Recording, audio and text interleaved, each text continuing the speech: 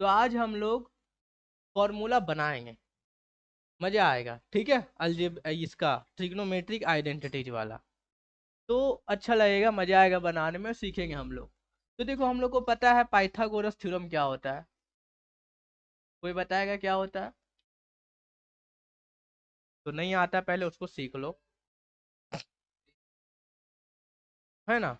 कि क्या होता है कि सम ऑफ टू साइड का स्क्वायर जो है वो सबसे बड़ा वाला साइड का इक्वल होता है। मतलब हाइपोटेनस का square equal to perpendicular plus base का स्क्वायर होता है। तुम इसको ऐसे लिखो या AC square equal to AB square plus BC square, कोई दिक्कत नहीं है। ठीक है, तो हमने ये किया। अब हम लोग क्या किए कि डिवाइड कर दिए AC स्क्वायर से। क्या कर दिए? AC स्क्वायर से। अब बोलो क्यों कर दिए?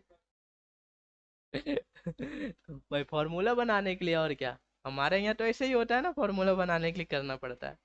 तो अब देखो यहाँ पे, इसको लिख दिए AB/AC का होल स्क्वायर, और इसको लिख दिए BC/AC का होल स्क्वायर, और इसको क्या लिख दिए? ठीक है। अच्छा, इसको हम थीटा लिख देते हैं कि यहाँ पे जो C है वो थीटा है, तुम्हारा एक्यूट एंगल है। ट्रिग्नोमेट्री हम लोग पढ़ चुके हैं बहुत बढ़िया से, है ना, पढ़ भी रहे हैं अभी आइडेंटिटीज में। तो AB/AC, तो AB/AC क्या होता है? ये परपेंडिकुलर है, ये हाइपोटेनस है, और ये एडजेसन जो है, साइड्स जो है वो बेस है। तो P/H बोले तो AB/AC जो है वो साइन थीटा का होल स्क्वायर, और BC/AC मतलब base by hypotenuse cos theta का होल स्क्वायर इक्वल टू 1। तो देखो, ये स्क्वायर जो है वो एंगल में नहीं लगता है बाबू, ठीक ना। हाँ हाँ हाँ। तो ये हमारा फर्स्ट आइडेंटिटी आ गया, sine square theta plus cos square theta is equal to 1। ठीक है। अब देखो यहाँ पे थीटा था, थीटा के जगह में कुछ भी हो सकता है। अगर C रहेगा तो sine square C plus cos square C is equal to sine square A plus cos square A is equal to 1। Clear ना। अब यहीं से हम लोग कुछ और भी बना लेते हैं कि अगर साइन स्क्वायर को यहीं रहने दिए तो ये हो गया 1 माइनस कॉस स्क्वायर थीटा, और अगर कॉस स्क्वायर को हम लोग यहीं रहने दिए तो 1 माइनस।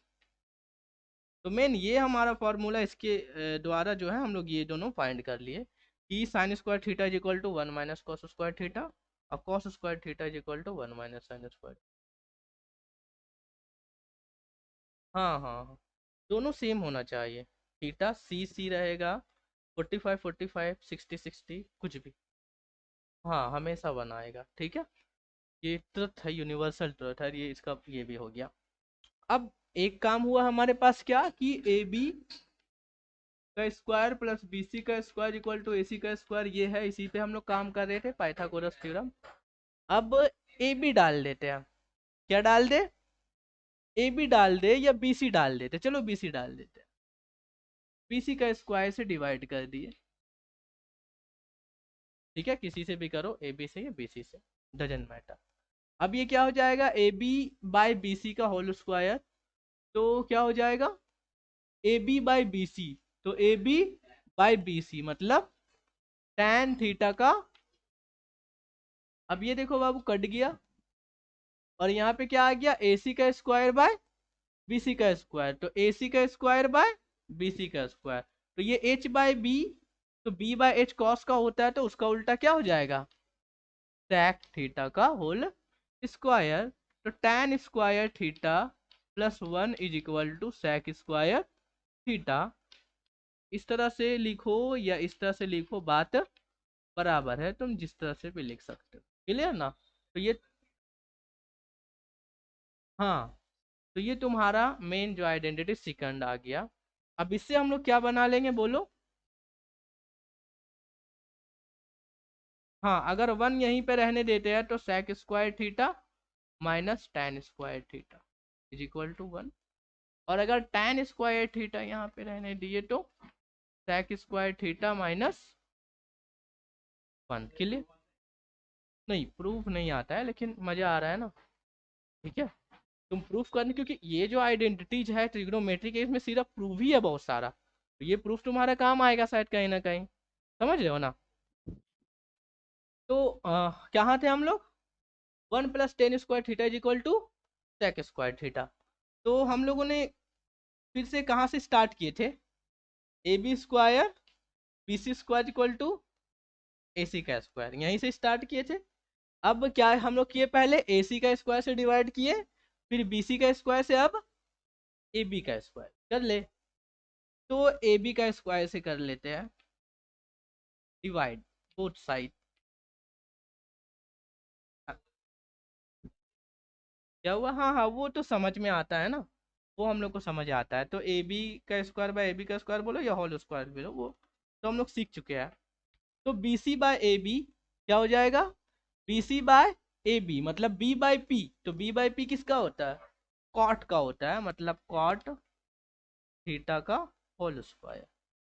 और AC/AB, तो AC/AB मतलब H/P। P/H होता है साइन का, तो उसका उल्टा कॉसेक। बहुत बढ़िया।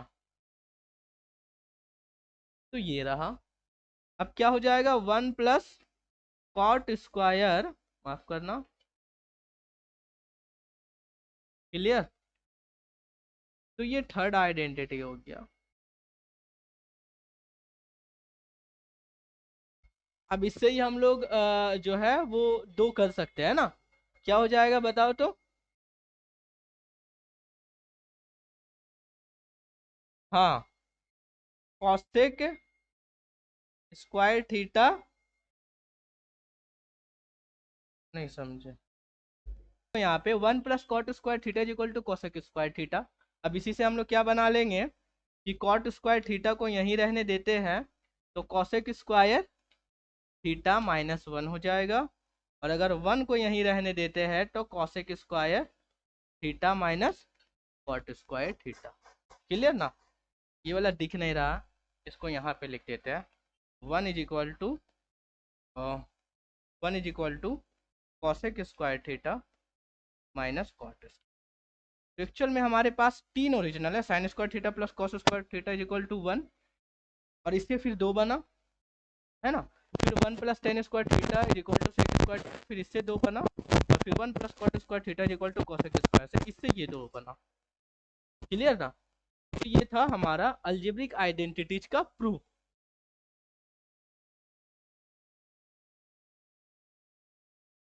हाँ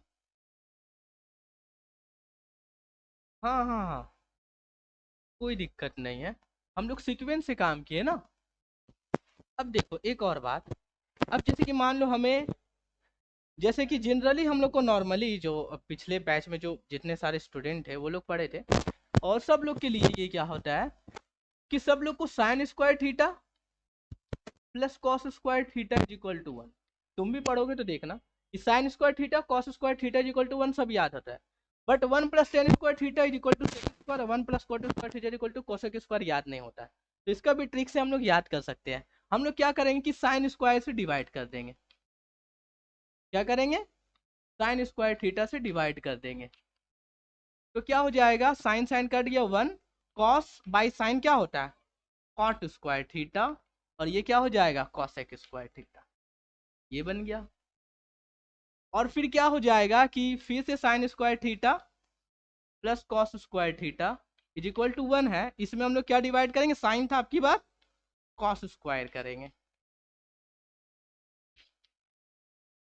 तो क्या हो जाएगा? ये tan² थीटा प्लस 1, और 1/cos क्या होता है? sec² theta. तो मतलब कि हम लोग एक आइडेंटिटी से sin² theta plus cos² theta से दो आइडेंटिटी निकाल सकते हैं।